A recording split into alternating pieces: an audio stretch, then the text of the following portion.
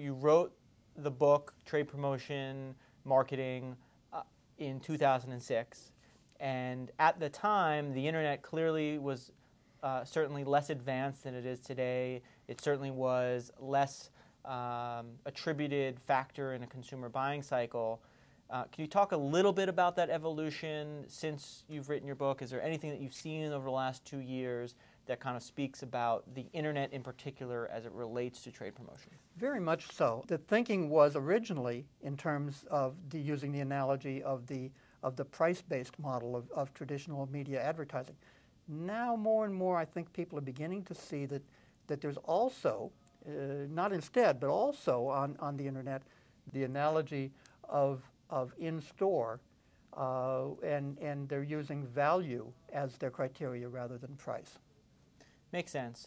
And so to that point, one thing that you and I have spoken about is the concept of retailers looking at the internet as both a medium, like you mentioned before, like print, radio, TV, but even a further extension as also store real estate, albeit virtual store real estate. And so that's why we're talking about, these virtual end caps and virtual shelf space. What needs to happen for the traditional practice, the traditional practice of negotiations you were mentioning about end caps and slotting fees, et cetera? What needs to happen for that practice to make its way to the internet world? Yeah, that's a very good question because it is beginning to happen. We are seeing that manufacturers and retailers are working together in some cases to put together these virtual end caps. This is a very good step forward because one of the biggest concerns that manufacturers often have about in-store marketing is that it doesn't happen in many cases. They're paying large amounts for a retailer to set up a display.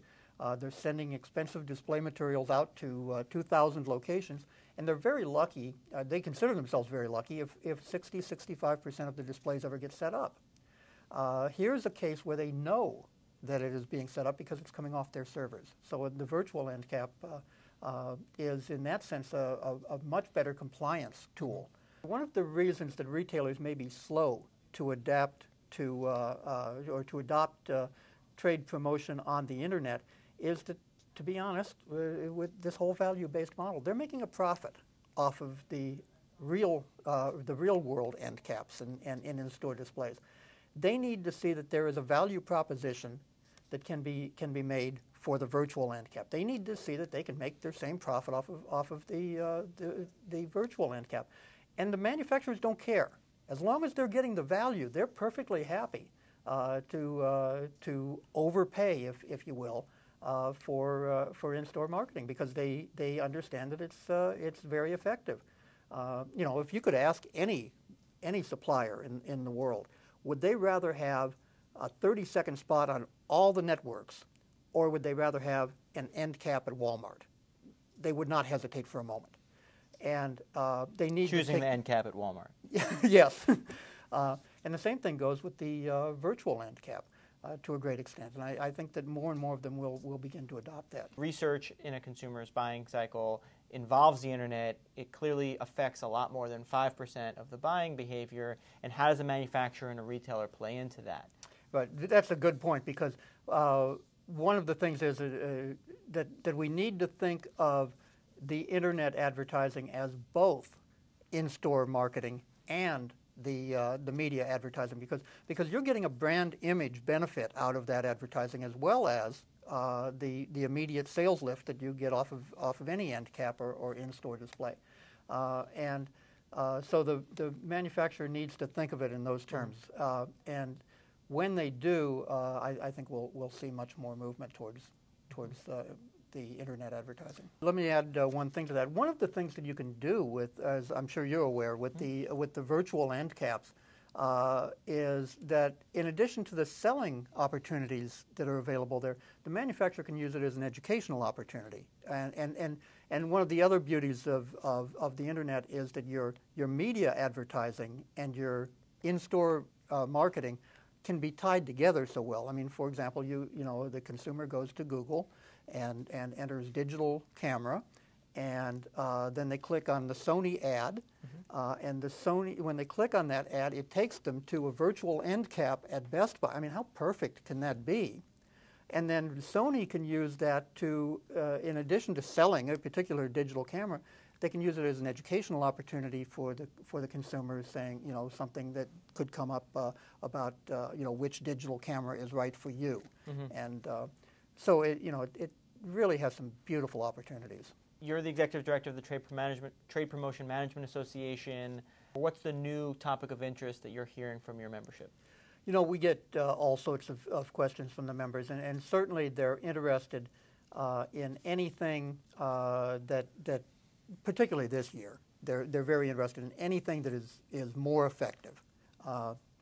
They're all having the same struggles that you know we're all facing, and so they are looking for opportunities to spend their trade promotion money and all of their advertising money more effectively. You know, so they're looking for ROI, and questions that we get always focus around ROI, efficiency, effectiveness. What does a recessionary time do to trade promotion funding? You know, in one sense, it decreases it, because quite often it is factored into a budget as a percentage of sales. If sales are down, trade promotion is down. On the other hand, particularly in this time period, I think, as we see the fragmentation of the traditional media, there are an awful lot of questions being raised about the effectiveness of newspaper advertising, radio, TV. You know, I wish those people well, but they're facing some very hard times because they're facing tough questions about are you reaching my audience anymore? On the other hand, the store is clearly reaching the audience. So, you know, we're seeing more money moving into in-store marketing. Shopper marketing is the big buzzword these days in our business, and there are many manufacturers. Procter & Gamble is a leader in this area. They are looking in terms of actually using the store for brand building and image advertising, whereas before it was viewed strictly as bump up those sales. Now they say, hey, we've got 150 million people a week going into Walmart. Let's use that as a way to build our brand. So I don't think that in this recession we're going to see trade promotion go down as we have in the past. Do you have any predictions, or what's really the hot topics going into 2009 beyond, I think, some of the stuff we've spoken about? Right, shopper marketing is very big. One of the where that works in to a great extent is one of the big buzzwords is customer-centric.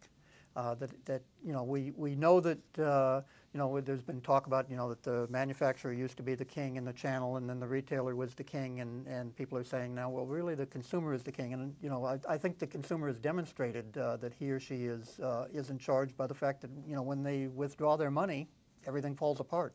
In this recessionary environment, everybody is looking at every dollar. That does not mean that they're going to cut their budgets, but what it does mean is that they've got to make sure that every dollar of their budget is producing results. And so they're looking at trade promotion, what works, what doesn't, you know, cut out what doesn't and do more of what does. So as a review, we have, again, a very experienced trade promotion marketer, again, the author of the book, Trade Promotion Marketing, Bob Houk, current executive director of the Trade Promotion Management Association, talking to us today about what trade promotion is, how it's evolving, and how potentially internet-savvy retailers and manufacturers can try and get ahead of the curve and integrate them into their programs. So, Bob, thank you so much for coming. Thanks a lot. Appreciate your insight. Thanks for joining us.